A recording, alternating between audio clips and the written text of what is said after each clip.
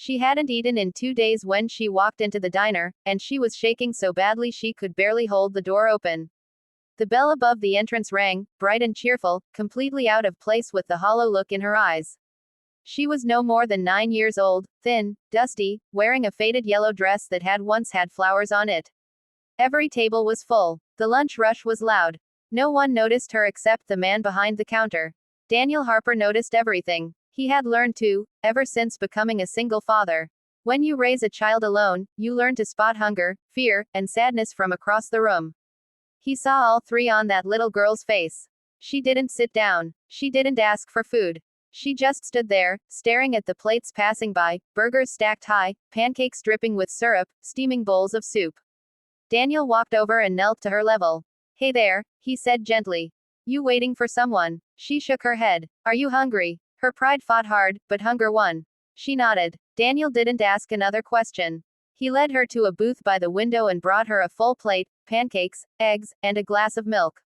His coworkers stared. The manager frowned from across the counter. "Who's paying for that?" The manager whispered sharply. Daniel didn't hesitate. "Put it on my tab." The girl ate slowly at first, as if afraid someone would snatch the plate away. Then faster. Then desperately. Tears rolled down her cheeks as she chewed. "What's your name?" Daniel asked softly. "Emily," she whispered. "Where are your parents, Emily?" Her silence said enough. Daniel didn't press. He had a 7-year-old daughter at home, Sophie. He knew what it meant for a child to feel unsafe. He simply sat there while she finished eating, offering refills and napkins. When she finally pushed the plate away, she looked at him with wide, serious eyes that didn't belong to a child. "Why did you help me?" she asked. Daniel smiled tiredly. "Because someone should." She studied him carefully, like she was memorizing his face. "One day," she said, her voice small but steady, "I'll marry you when I'm rich." Daniel burst into soft laughter. "That's so." She nodded firmly. "You won't be poor anymore." He laughed again, but something about the way she said it felt less like a joke and more like a vow. He didn't see her again. But he never forgot her. Years passed, and life did not get easier for Daniel Harper. Being a single father was a daily battle. Sophie's mother had left when Sophie was just a baby, chasing dreams that never included responsibility. Daniel worked double shifts at the diner. He missed school plays. He missed parent meetings. But he never missed bedtime stories. No matter how exhausted he was, he read to Sophie every night. Money was tight. Bills stacked up like cruel reminders. When the diner owner sold the place to a larger company, new management came in. They cut staff. They cut hours. Daniel lost his job. At 42, with no college degree and a teenage daughter preparing for high school, he felt the ground crumble beneath him. He picked up temporary jobs, delivery driving, warehouse work, night cleaning.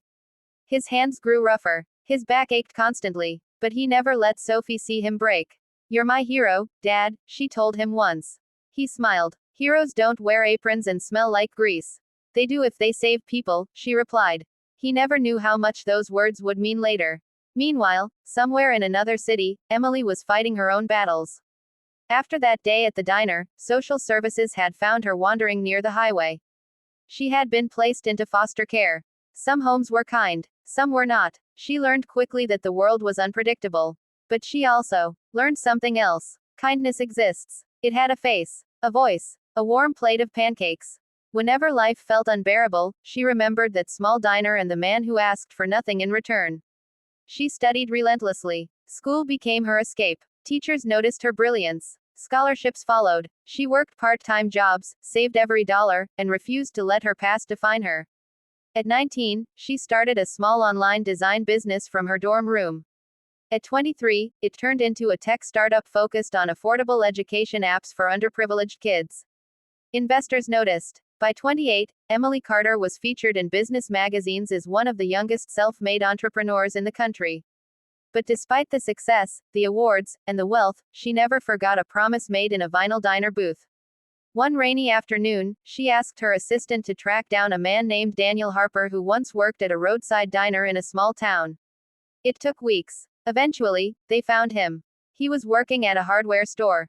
Part-time. Still struggling. Emily didn't announce her visit. She drove there herself. Daniel was stocking shelves when the store manager tapped his shoulder. "Someone's asking for you." He turned around. And there she was. Not the thin, frightened child he remembered. but a confident woman in a tailored coat, eyes still the same shade of determined brown. For a moment, he didn't recognize her. Then she smiled. You fed me pancakes, she said softly. The memory hit him like a wave.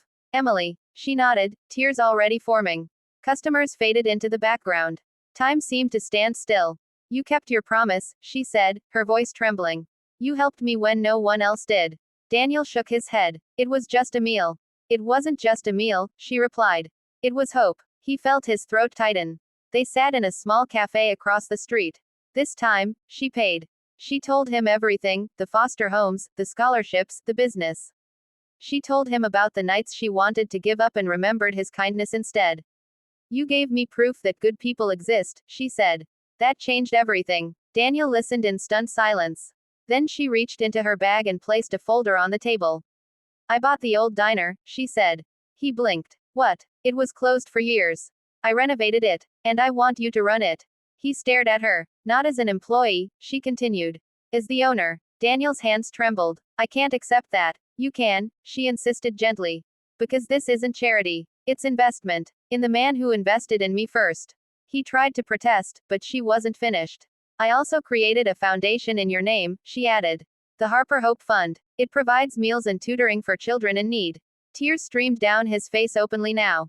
I told you, she whispered with a soft laugh through her tears. I'd marry you when I'm rich. He laughed, wiping his face. I'm a little old for that now. She smiled warmly. I didn't mean it the way it sounded. I meant I'd take care of you the way you took care of me. That night, Daniel took Sophie, now 17, to see the restored diner. The lights were on. The booths were polished. The sign outside read, Harper's Place, everyone eats. Sophie squeezed his hand. You see, Dad, heroes do save people. In the following months, the diner became more than a restaurant. It became a safe haven. No child who walked in hungry was ever turned away. Emily visited often, not as a CEO, but as family. The challenges they had faced, poverty, abandonment, doubt, exhaustion, had shaped them. But kindness had defined them. And that made all the difference. Years later, during the grand opening anniversary celebration, Daniel stood in front of a crowd and shared a simple message. One small act of kindness can echo for a lifetime. You may think it's just a meal, just a smile, just a moment, but to someone else, it can be the reason they don't give up. Emily stood in the front row, clapping with tears in her eyes. Because sometimes, the richest people aren't the ones with the most money. They're the ones who remember who fed them when they were starving. And sometimes, promises made in hunger are fulfilled in gratitude. The bell above the diner door still rings every time someone walks in. And every time it does, Daniel looks up. Just in case another child needs hope served on a warm plate.